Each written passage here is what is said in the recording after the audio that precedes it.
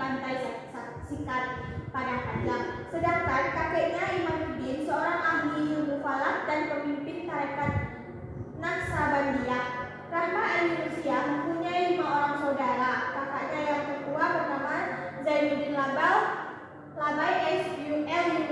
Yunusi, seorang ulama muda, pendiri Diniyah School 1915 untuk putra dan putri yang memakai sistem dan pelajaran modern.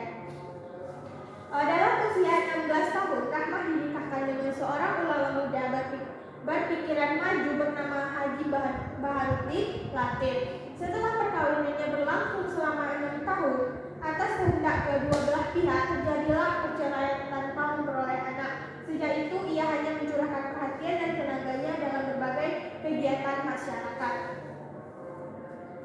Pendidikan Rahmah al-Yunusiah. Walaupun ayahnya seorang ulama, Rahmah tidak banyak mendapat pendidikan dari ayahnya karena sewaktu ia masih kanak-kanak, ayahnya meninggal dunia. Rahmah bersekolah di perguruan Diniyah School pimpinan kakaknya Zainuddin Labai.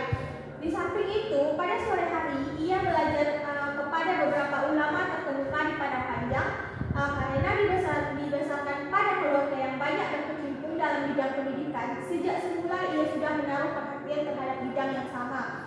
Ia sangat kagum pada lembaga pendidikan yang dikelola kakaknya dan sekaligus tempat belajarnya, yaitu Diniyah School.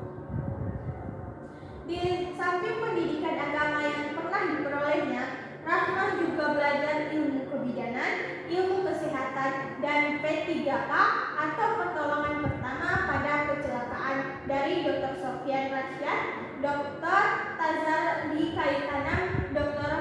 Saleh di Bukit Tinggi, dan Dr. Arifin di Payakumbuh. Lembaga Pendidikan Diniyah Putri dan perkembangannya. Keyakinan Rahmah akan peran pendidikan sebagai salah satu jalan yang tepat untuk mengangkat derajat kaum perempuan telah dimilikinya sejak ia masih remaja. Oleh karena itu, Rahmah berkeinginan untuk mendirikan perguruan agama khusus untuk perempuan. Pada hari Kamis, tanggal 1 November 1923, diresmikan sekolah itu dengan nama Al-Madrasah Al-Diniyah di Al-Banat. Perguruan yang baru didirikan ini dinamakan pula dengan Diniyah School Poetry. Selain itu, Rahmah kecil juga telah mendapat pendidikan formal sekolah dasar selama 3 tahun di kota kelahirannya, Padang Panjang. Ketika ia berusia 15 tahun, pendidikan bahasa Arab dan Latin ia dapatkan dari Diniyah School yang didirikan kakaknya tahun 1915. Dimulai pada saat berumur 23 tahun, Rahmah mempunyai semangat dan keinginan yang besar untuk memajukan keilmuan kaumnya dan mengeluarkan kaumnya dari kebodohan kehidupan. Dan pada akhirnya, pada tanggal 1 November 1923, Rahmah dengan dukungan dari kakaknya Zainuddin Labai dan teman-teman perempuannya di PNDS, Persatuan Murid Diniyah School, memutuskan untuk mendirikan sekolah khusus perempuan yang dinamai Diniyah School Putri atau Madrasah Diniyah Al-Banat yang bertempat di Masjid Pasar Usah. Setelah 7 tahun mendirikan Diniyah School Putri sekitar tahun 1931 sampai 1935, ia berpikir perlu untuk kembali menuntut ilmu kesehatan dengan mengikuti kursus ilmu kebidanan di LSU Kayu Tanam dan mendapat izin praktek atau ijazah bidan dari dokter. Tidak hanya itu, Rahmah juga mempelajari olahraga dan senam dari Mike Oliver, seorang guru di Normal School di Gulgo, Malintang. Banyak ilmu yang dipelajari Rahmah. Tantangan Rahmah dalam mewujudkan cita-citanya.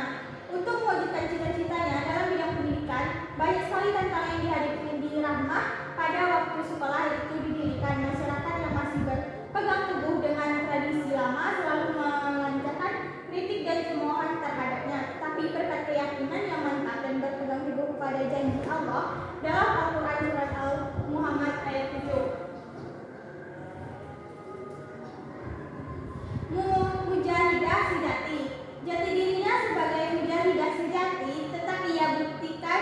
saat menentang pemerintah Jepang yang kala itu masih menjajah Indonesia.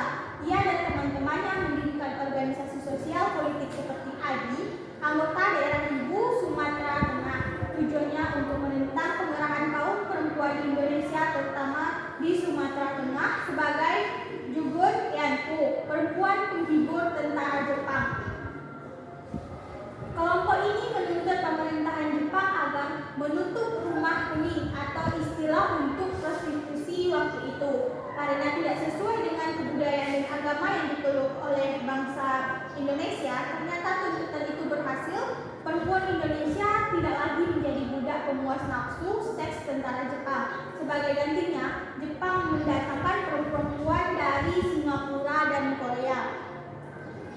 Tidak cukup berhenti sampai di situ. Pada tanggal 12 Oktober 1945, Rahmat mempelopori berdirinya TKR atau Tentara Keamanan Rakyat. Tidak hanya terkait dengan BKR, TKR, TNI kemudian berubah jadi TNI, tetapi juga mengayomi barisan pejuang yang dibentuk organisasi Islam seperti Laskar Sabilillah, Laskar Hizbullah, dan lain-lain. Karena sifatnya yang mengayomi, pemuda pejuang kemerdekaan menyebutnya sebagai Bundo Kandong dari barisan perjuangan.